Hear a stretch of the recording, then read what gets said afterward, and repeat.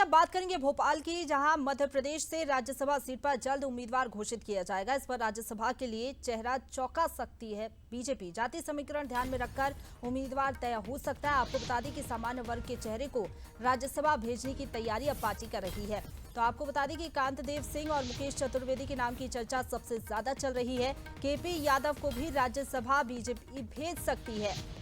तो आपको याद होगा कि केपी यादव को लेकर अमित शाह ने जिक्र किया था और कहा था कि उनकी चिंता करने की जरूरत नहीं है, पार्टी उनको बड़ी जिम्मेदारी आने वाले समय में देगी। हालांकि अब राज्यसभा को लेकर कई नामों की चर्चा की जा रही है, क्योंकि जातीय समीकरण साधने की कोशिश भी अब रहेगी। ये प्रधानमंत्री नरेंद्र मोदी जी के नेतृत्व में मध्य प्रदेश की जनता का जो विश्वास मिल रहा है, ये उस आधार पर हम कॉन्फिडेंट होकर के कहते हैं विजयपुर में जीत का इतिहास बनेगा। जीतेंगे नहीं, इतिहास बनेगा, और बुधनी के अंदर तो बनेगा ही।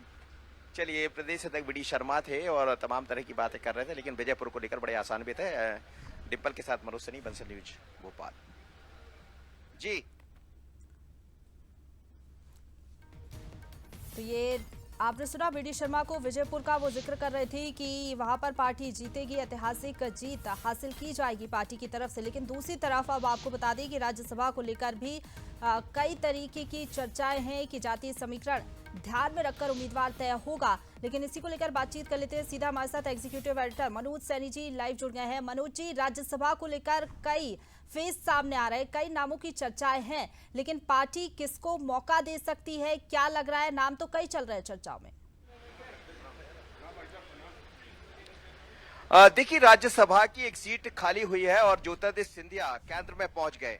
जाहिर है उनकी जगह किसी और को मौका मिलेगा, लेकिन भारतीय जनता पार्टी चौंका सकती है और कोई ऐसा नाम मध्य प्रदेश से आ सकता है जिन नामों को लेकर चर्चा है। केपी यादव को लेकर आपने देखा कि अमित शाह मंच से कह गए थे, लेकिन ये तो वो नाम है जो अमित शाह कह गए थे।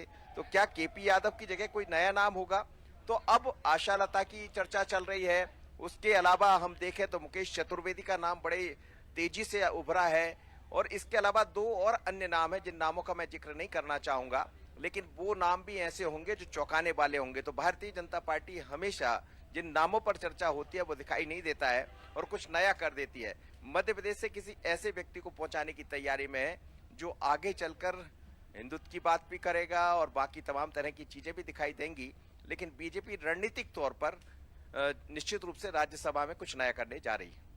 बिल्कुल, हालांकि क्या नया बीजेपी करती है, किस तरीके से चौंकाती है, कौन सा वो नया नाम होगा, इसको लेकर अभी सस्पेंस बरकरार है। लेकिन कुछ दिनों में ये जो सस्पेंस है वो टूटता हुआ नजर आएगा। फिलहाल बहुत शुक्रिया आपका हमारे साथ जुड़ने के लिए और बातचीत के लिए मनोज जी। तो केपी यादव की चर्चाएं लगातार की जा रही है। अमित शाह ने इस बात के संकेत दिए थे कि उनको आने वाले समय में बड़ी जिम्मेदारी दी जा सकती है। अमित शाह ने क्या कुछ कहा था केपी यादव को लेकर, आपको सुनवाते हैं। पार्टी हमारे भाई केपी यादव के भविष्य की और केपी यादव को आगे बढ़ाने की सभी प्रकार की चिंता करेगी।